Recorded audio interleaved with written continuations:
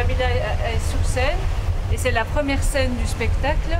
Sa mère est morte et elle parle toute seule, elle pense à voix haute, quoi. Elle dit sa tristesse de ne pas savoir que faire parce que sa mère disait toujours qu'il ne fallait pas parler de la mort parce que ça pourrait la faire venir. Et puis voilà, maintenant elle est morte et Jamila lui dit je suis tellement bien intégrée que je ne sais pas ce que je dois faire, je ne sais pas comment je dois t'enterrer, je ne sais pas si je peux pleurer ou pas. On m'a dit que si je pleurais, mes larmes allaient couler comme de l'acide sur ton âme et te faire souffrir. Est-ce que c'est vrai ou est-ce que j'ai le droit d'exprimer ma tristesse? Est-ce que c'est moi qui dois te laver ou surtout pas? Est-ce que je peux te laver? Est-ce que si je te lave, je dois dire des prières? J'en sais rien. Et puis à un moment donné, elle dit voilà,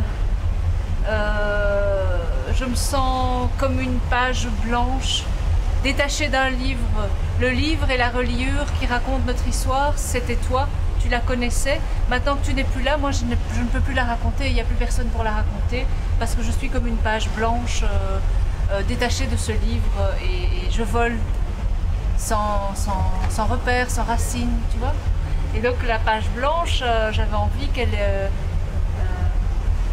qu'elle soit justement dans l'immensité de la mer comme un point. La page blanche, je voulais qu'elle soit dans l'immensité de la mer comme un point blanc détaché du livre. Et justement, alors qu'on ne sait pas où elle va aller, on ne sait pas combien de temps elle va tenir comme ça à voler au vent. C'est vulnérable d'une page toute seule.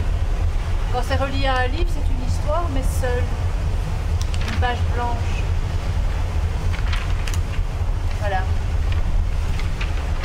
C'est la surface qui est seule et qui est vierge, qui n'est pas attachée, qui ne raconte rien encore en fait. Et tout est à faire évidemment, parce que bon, quand une génération s'éteint, c'est à la suivante d'écrire l'histoire.